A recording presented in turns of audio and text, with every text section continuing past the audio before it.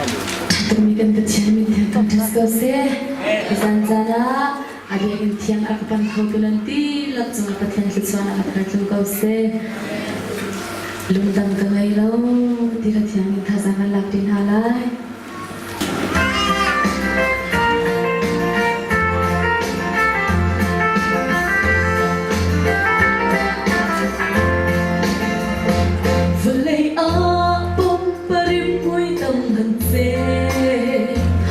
giờ Giêsu Christ rim ở đều cây đi thiên路bất khắc tệ luôn cái ngày mi cả bồi ba Giêsu nắng cầm bẹt đi chân hi mày za luôn tâm ta ngày lâu cả bồi ba nắng long hi cần đôi tiếng câu na cả đôi za na dan tuan ve jaga nak be to tu tâm pi layakan rak ngày chiều đột lạc là cả chung nung Giêsu đột na mi thiêng lễ đi pha giang thị ngầm man công Giêsu Chúa đi xoa giá thị na cái dạ luôn đang cả ngày lâu cả bồi ba nắng long hi cần đôi tiếng câu na cái đôi dạ na luôn na cà phê cần đôi phê dạ cả luôn na cà phê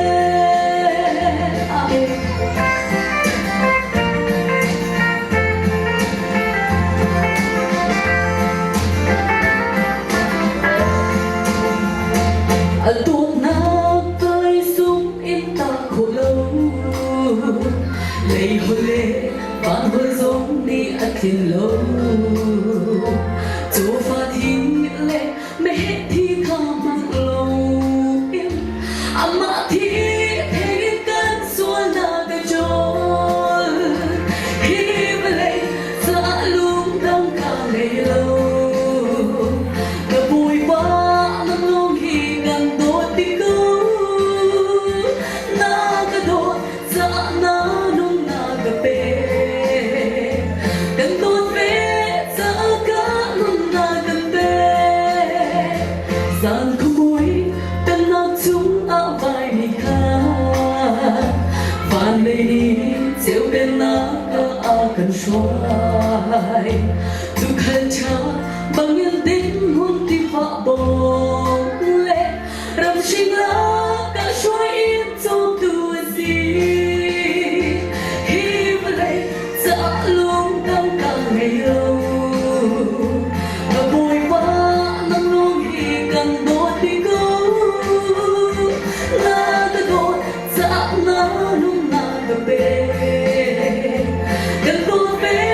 dạ cả luôn na cà phê hi mà đây dạ luôn đang cả ngày lâu cả bồi ba nắng long hi cần đôi tiếng câu na cái đôi dạ na luôn na cà phê cần đôi phê dạ cả luôn na cà phê cần đôi phê dạ cả luôn na cà phê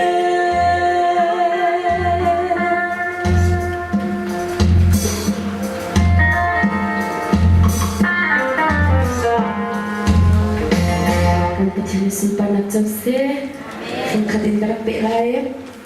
boy kritong in nang lagi alun